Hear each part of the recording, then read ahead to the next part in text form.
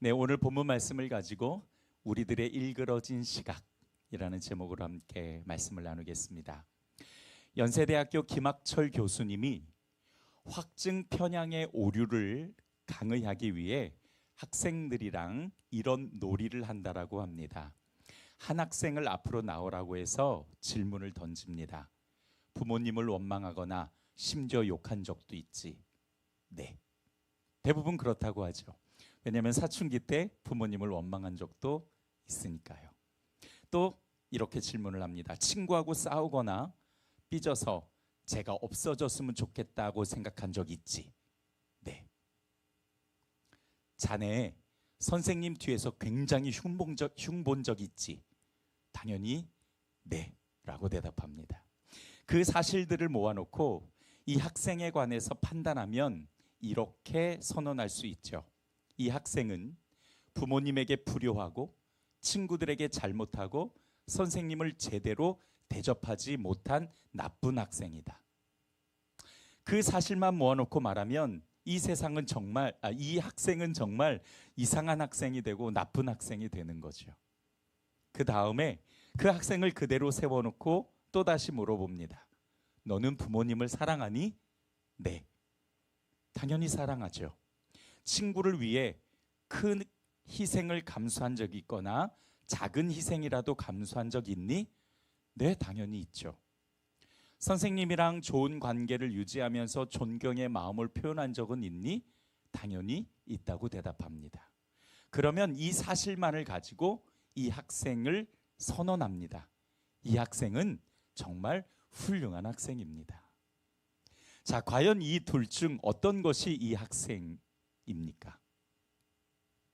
어떤 한쪽 면이 이 학생이 아니라 둘 다 이 학생이 가지고 있는 면면이죠. 그런데 한쪽 면만 가지고 판단하는 것을 확증 편향의 오류라고 이야기합니다. 우리는 대부분 일그러진 시각을 가지고 있습니다. 불완전하기 때문이죠. 죄가 있기 때문이죠. 불완전한 우리는 불완전한 모습이 완전해 보여요.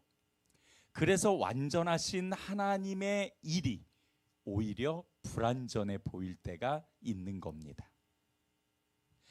예전에 어떤 강의를 듣다가 불국사에 관한 얘기를 들은 적이 있었어요. 그걸 여러분에게 잘 전달해 드리기 위해서 자료를 열심히 찾았는데 영 찾기가 어렵네요.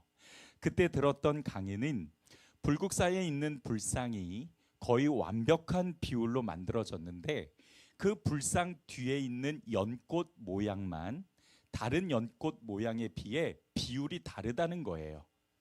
처음엔 이것을 조사하는 사람들이 실수했나 보다라고 여겼는데 나중에 보니까 보는 위치에 따라서 비율이 완전히 다르게 보이더라는 겁니다. 불상 앞에서 보면은 그 연꽃 비율이 비정상적인데 위에서 보면 연꽃 모양이 완전한 비율로 보이더라는 거지요. 사람의 시각에 따라 차이가 있다라는 걸 말하기 위해 일부러 그렇게 만들어졌다고 합니다. 우리가 인정할 수밖에 없는 사실, 그건 바로 우리는 불완전한 존재고 불완전한 존재가 보는 모든 건 다 불완전할 수밖에 없다는 것이죠. 내가 누군가의 단점을 보았다면 그건 내가 일그러진 시각이기 때문입니다. 우리는 모두 확증 편향의 오류를 가지고 있어서 어떻게 다른 사람의 모든 걸 다 파악할 수 없는 것이지요. 하물며 말 한마디를 들어도요, 그 말의 앞뒤 문맥과 의도를 정확하게 파악하지 않는 이상 그 말을 정확하게 이해할 수도 없습니다. 말도 그런데 행동도 마찬가지죠. 우리는 한쪽 면만 보고 옳다 그르다 이야기할 수가 없는 겁니다. 지난주 말씀이 겸손으로 시작해 겸손으로라는 말씀이었어요. 우리는 하나님 앞에 겸손해야 된다라는 메시지였는데요. 또 반면에 교만하지 말자. 교만은 하나님을 적으로 삼는 거니까. 그래서 교만하지 않기 위해 우리는 하나님 앞에 복종하고 또 자신을 철저하게 회개하고 낮추어야 한다라고 말씀을 나누었습니다. 이거는 송 목사의 이야기가 아니라 사도 야고보가 예수님께 받은 말씀입니다. 제가 오늘 본문을 읽을 때 저 나름대로 편향을 가지고 읽었어요. 지난번에는 하나님 앞에서 겸손하자라는 메시지였으니까 오늘 본문은 사람과의 관계에서 우리가 어떠한 자세를 가져야 되는 것인지에 관한 말씀이구나, 이렇게 편향을 가지고 말씀을 계속 반복해서 읽는데 성경이 말하고 있는 게 그게 아니더라고요. 지난주에 교만에 관해 말씀을 드릴 때 교만의 정의를 이렇게 내렸어요. 스스로 하나님의 자리까지 올라가는 것, 이것이 교만이거든요. 근데 오늘 말씀도요, 사람과의 관계가 아니라 사실은 하나님과의 관계에서 우리가 어떻게 교만해질 수 있는가에 관한 말씀입니다. 자, 여러분 기억하세요. 하나님은 교만한 자를 물리치신다라고 말씀하시죠. 그래서 우리는 교만이 얼마나 위험한 건지 잘 알고 있습니다. 그래서 조심하고 또 조심하려고 애를 쓰죠. 오늘 말씀도 우리가 교만하지 않기 위해, 스스로 하나님 자리에 서지 않기 위해 조심해야 될 것이 무엇인가를 구체적으로 알려주시고 있습니다. 자, 오늘 본문을 제가 현대인의 성경으로 다시 한번 읽어볼게요. 좀 더 쉽게 여러분의 이해를 돕기 위한 것입니다. 형제 여러분, 서로 헐뜯지 마십시오. 형제를 헐뜯거나 판단하는 사람은 율법을 헐뜯고 판단하는 사람입니다. 여러분이 율법을 판단하면 율법을 지키는 사람이 아니라 오히려 재판자가 되는 것입니다. 입법자와 재판장은 구원하기도 하시고 멸망시키기도 하시는 하나님 한 분밖에 없습니다. 도대체 여러분이 누군데 이웃을 판단합니까? 우리가 조심해야 될 교만은 다른 사람을 헐뜯고 판단하는 겁니다. 우리가 읽은 개역개정판에는 비방하지 말라라고 말씀하시죠. 여기서 비방은 상대방을 폄하하거나 험담하는 걸 말합니다. 아마 어떤 이미지인지 정확하게 그려지실 거예요. 이런 이야기가 성경에 나오는 이유는 당시 초대교회 공동체 안에서 성도 간에 서로 다투는 일들이 많았기 때문입니다. 원인이 무엇인지 정확하게 말하지는 않지만 우리가 지난번에 함께 나누었던 말씀, 야고보서 4장 1절을 보면 싸움이나 분쟁이 육신의 욕심 때문에 일어나는 거라고 말하고 있는데, 이런 일들이 교회를 어지럽혔던 거예요. 아마도 분쟁 중에 서로를 향한 비난의 말들이 오고 갔을 거고, 자신의 의견이 다른 상대방을 가차없이 헐뜯고 깎아내림으로써 자신이 높아지려고 했을 겁니다. 서로 돕고 격려하며 위로해 주어야 될 공동체에 비난과 싸움이 계속되는 것은 결코 옳은 모습은 아니죠. 집에 가다가요, 아파트 벽에 이런 글이 쓰여 있는 걸 봤습니다. 겨울은 추위를 견디는 계절이 아닌 온기를 나누는 계절. 다시 한번요. 겨울은 추위를 견디는 계절이 아닌 온기를 나누는 계절. 그 글을 보는데 어찌나 마음이 따뜻해지는지 모릅니다. 이 온기라는 단어가 제 이름이랑 비슷하잖아요. 은기, 온기. 그래서 더 따뜻하게 느껴졌을지도 모르겠습니다. 맞습니다. 하나님이 우리를 교회로 부르신 건 비방하고 헐뜯고 깎아내리라고 부르신 게 아니라 자기의 따뜻함을 건네주라고 부르신 겁니다. 혼자 있으면 춥지요. 그러나 여러 사람이 모여 있으면 좀 덜 춥습니다. 자신의 따뜻함을 내어주면 그 공간은 따뜻한 공간이 되죠. 교회도 그런 공간이 되어야 해요. 내 안에 교만도 있고 죄도 있고 부족함도 있지만 그건 꼭 누르며 절제하고 대신에 따뜻함과 격려와 위로와 용기를 내어준다면 우리 교회는, 이 공간은 더 따뜻하고 포근한 공간이 될 줄 믿습니다. 누가 찾아와도 결코 추위를 느끼지 않는, 외롭지 않은 교회가 될 수 있겠지요. 앞서 확증 편향의 오류에 대해서 말씀을 드렸죠. 우리는 두 가지 모습을 다 가지고 있어요. 못된 모습도 있고, 그러나 애쓰고 또 애쓰는 착한 모습도 있죠. 거기서 어떤 면을 보느냐에 따라 사람이 달라 보이는 거예요. 따뜻한 면을 보고 좋은 면을 보려고 애를 쓰면 좋은 모습이 보일 거고요. 부담스럽고 싫은 모습을 보면 부정적인 모습이 보이겠지요. 무엇을 보시겠습니까? 춥고 어둡고 부족한 모습을 보고 판단하시겠습니까? 아니면 좀 더 따뜻하고 친절하고 센스 있는 모습을 보고 칭찬하시겠습니까? 내가 사랑하는 교회에 무엇을 채우느냐에 따라 이 공간은 달라질 수 있습니다. 오늘 말씀을 통해서 우리가 왜 남을 헐뜯거나 판단하는 것이 하나님 앞에 교만함이 되는 것인가 함께 알아보면서 저를 포함입니다. 우리는 이 말씀이 매우 불편하고 어렵습니다. 할 수만 있다면 그냥 피하고 싶은 말씀이에요. 저라고 다르겠습니까? 저도 결코 자유로울 수 없어요. 하지만 말씀 앞에 피할 수 없는 게 우리 입장이니까 이 말씀 앞에 솔직하게 서서 우리 자신을 돌아보고 고치고 고쳐서 예수님을 닮아갈 수 있는 성도가 되기를 주님의 이름으로 축원드립니다. 첫 번째, 우리는 말씀을 지키는 사람입니다. 따라서 합시다. 우리는 말씀을 지키는 사람이다. 자, 오늘 본문 11절을 한번 보죠. 형제들아 서로 비방하지 말라. 형제를 비방하는 자나 형제를 판단하는 자는 곧 율법을 비방하고 율법을 판단하는 것이라. 내가 만일 율법을 판단하면 율법의 준행자가 아니요 재판관이로다 라고 말씀하세요. 우리가 다른 사람을 헐뜯고 판단하지 말아야 되는 이유는 우리는 말씀을 지키는 사람이지 말씀을 만든 사람이 아니기 때문입니다. 11절 하반절을 보시죠. 내가 만일 율법을 판단하면 율법의 준행자가 아니요 재판관이로다. 우리는 준행자입니다. 다시 말하면 율법 하나님의 말씀을 지키는 사람이라는 거죠. 여기서 율법은 구약의 율법뿐만 아니라 모든 말씀을 이야기하는 것입니다.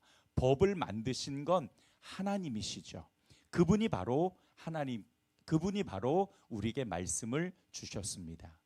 여러분, 우리가 다른 사람을 판단할 때 무엇으로 판단합니까? 성경으로요? 아니요. 나의 기준을 가지고 판단하죠. 남을 판단할 때 성경을 가지고 판단하지 않아요. 전적으로 내 생각과 내 경험이 우월하다라는 것을 드러내기 위해 다른 사람을 판단하죠. 그러면 그 기준은 누가 만든 겁니까? 내가 만든 거죠. 내 기준이니까. 성경이 말씀하시는 게 그거예요. 우리는 기준을 만들 자격이 없다라는 거죠. 우리는 법을 만드는 사람이 아니라는 겁니다. 내 경험, 내 지식, 나의 이해, 나의 입장이 그것이 법의 기준이 될 수 없다는 거예요. 여러분, 설교 초입에 말씀드린 것처럼 우리는 모두가 다 확증 편향의 오류를 가지고 있는 사람들입니다. 이거 없는 사람 없어요. 다 있어요. 우리는 모두가 불완전한 존재이기 때문에 오류에서 나오는 기준은 모두가 다 오류일 수밖에 없죠. 나름대로 기준이 매우 도덕적이고 훌륭하다 하더라도 우리는 다른 사람의 인생을 다 알 수는 없어요. 그 생각의 의도를 다 알 수 없고 행동도 다 알 수 없죠. 그러니까 완전한 판단이 매우 어렵다라는 겁니다. 만약에 우리가 완전한 기준을 세울 수 있는 존재들이라면 판단해도 허락을 해주셨을지 모르겠어요. 하지만 우리의 진실한 현실은 그렇지 않죠. 우리는 하나님의 말씀을 준행하는 사람들이지 기준을 세울 수 있는 사람들이 아닙니다. 우리는 불완전한 존재이기 때문에 그게 안 된다라고 말씀해 주시고 있는 거예요. 우리는 우리의 한계와 연약함과 불완전함을 인정할 수 있어야 합니다. 내 생각이 다 옳을 수 없고 내 방법이 다 맞을 수 없는 것과 같은 것이죠. 이게 참 어려운 얘기입니다. 저도 설교 준비하다가 몇 번이나 망설이고 멈추었는지 몰라요. 왜냐하면 저도 그렇게 하고 있거든요. 한계와 연약함과 불완전함을 가지고도 스스로 완벽한 척 다른 사람을 재단하고 판단하고 있으니까요. 지금 이 설교를 하면서도 저는 매우 마음이 괴롭고 찔림이 있습니다. 다른 말 하지 않으려고 계속 원고만 보고 있어요. 그래도 이 말씀 앞에 솔직해야 되고 서 있어야 하는 게 맞는 거기 때문에 저를 포함해서 우리 모두 기억합시다. 우리는 법을, 기준을 세우는 사람이 아니라 하나님께서 주신 말씀을 준행하는 사람입니다. 스스로 불완전하고 확증 편향의 오류를 가지고 있는 사람이라는 것을 겸손하게 하나님 앞에 인정하며 더 이상 다른 사람을 헐뜯거나 판단하지 않기로 하나님 앞에 약속하기를 원합니다. 두 번째, 따라서 합시다. 나는 누구입니까? 오늘 본문 12절을 보죠.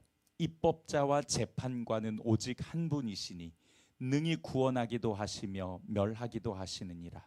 너는 누구이기에 이웃을 판단하느냐? 다른 말씀은 거두절미하고 스스로 질문을 던져보라는 거예요. 나는 누구지? 하나님은 구원하기도 하시고 멸하기도 하시는 분인데, 그런 분이 말씀을 기준을 만드시는 건데 나는 그럴 만한 능력이 있는 사람인가? 라는 질문입니다. 나는 누구인데 스스로 기준을 만들어 다른 사람을 판단할 수 있냔 말입니다. 저는 이 질문을 보면서 두 가지를 생각했습니다. 하나는 나는 너무 교만하구나. 나는 하나님이 계셔야 할 자리에 내가 지금 서 있는 것은 아닌가? 그런 생각을 했습니다. 목회할 때 서운한 것도 많고 속상한 일도 많았어요. 그럴 때마다 저 스스로 하나님 위치에 서서 다른 사람에게 서운하다, 속상하다며 생각하고 판단한 적도 있었습니다. 나는 누구인가? 라는 이 질문을 보았을 때 저의 위치를 생각하게 되었습니다. 두 번째, 이 질문을 보았을 때 나는 완벽한 사람인가? 생각이 떠올랐습니다. 어디를 봐도 나는 완벽하지 않습니다. 여전히 죄가 있고 여전히 불완전한 사람이죠. 그렇기에 이웃을 판단할 자격은 주어지지 않습니다. 요한복음 8장을 보면 바리새인과 서기관들이 음행 중에 잡힌 여자를 끌고 가운데 세운 후에 예수님께 질문을 던집니다. 선생이요, 이 여자가 간음하다가 현장에서 잡혔습니다.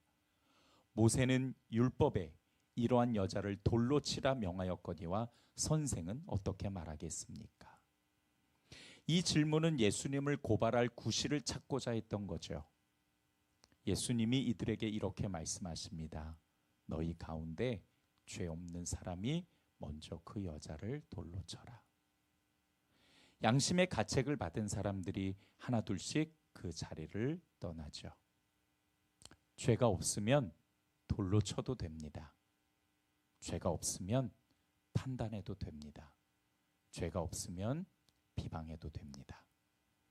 그럴 정도로 완벽한다면 자격이 있는 겁니다. 그러나 단 하나라도 죄가 있다면 우리는 누구도 이웃을 판단할 자격이 없는 겁니다. 여러분, 오늘 이 자리에서 우리가 약속을 하나 했으면 좋겠습니다. 비록 우리가 완벽하진 못하지만 앞으로 다른 사람을 의도적으로 판단하거나 헐뜯는 건 안 하려고 노력하겠다고. 절대로 안 하겠다라는 약속은 힘들 것 같고요. 그래도 예수님을 닮아가기 위해 2025년도 우리 공동체를 거룩한 공동체로 채워나가기 위해 최선을 다해서 노력하겠노라 하나님 앞에서 약속했으면 좋겠습니다. 그런데 말씀을 준비하며 적용을 고민하다가 문득 본회포 목사님의 설교가 생각났습니다. 본회포 목사님이 이런 설교를 하셨어요. 비판은 눈을 멀게 하고 사랑은 눈을 뜨게 한다. 비판을 안 하려고 노력하는 것보다 사랑하려고 노력하면 어떨까요? 제가 좋아하는 글귀 하나가 있습니다. 사랑하는 사람은 100가지 이유를 찾지만 사랑하지 않는 사람은 100가지 핑계를 찾는다. 비판을 안 하려고 노력하는 것보다 사랑해야 되는 이유 한 가지를 찾는다면 그게 더 예수님을 닮아가는 게 아닐까 생각을 해봅니다. 말씀을 정리하겠습니다. 오늘은 제가 너무 찔려서, 제가 너무 힘들어서 말씀을 길게 못하겠습니다. 우리에겐 남을 헐뜯고 비판할 자격이 없습니다. 하나님은 누구에게도 그런 자격을 주신 적이 없기 때문이죠. 우리들의 일그러진 시각을 솔직하게 인정하면서 예수 더 닮기 위해 사랑해야 되는 이유를 찾을 수 있는 성도들이 되기를 주님의 이름으로 축복합니다. 기도하겠습니다. 좋으신 아버지 하나님, 하나님은 너무 좋으신 분인데 우리는 그렇지 못합니다. 하나님은 거룩하신데 우리는 그렇지 못하고, 하나님은 완전하신데 우리의 시각은 일그러져 있습니다. 그래서 남을 볼 때에도 그 일그러진 시각으로 보고 볼 때가 많고, 판단할 때가 많고, 헐뜯을 때가 많습니다. 하나님, 이 종부터 하나님 앞에 회개하며 나아가겠습니다. 오늘 이 귀한 공동체를 세운 우리 성도들 한 사람 한 사람, 오늘 이 말씀 앞에 우리가 무릎 꿇으며 하나님 앞에 각자가 이제 하나님의 은혜를 가지고 약속합니다. 하나님께서 함께하여 주셔서 이제 2025년도 우리 공동체를 격려와 위로와 사랑으로 채우는 공동체가 될 수 있도록 인도하여 주시옵소서. 주의 놀라운 능력과 은혜가 오늘 이 공동체 가운데 새롭게 되어져서 우리가 주님의 이름으로 다시 일어나 하나님을 찬양하고 예배하며 영광 올려드리는 공동체가 될 수 있도록 역사하여 주시옵소서. 예수님의 이름으로 기도드렸습니다.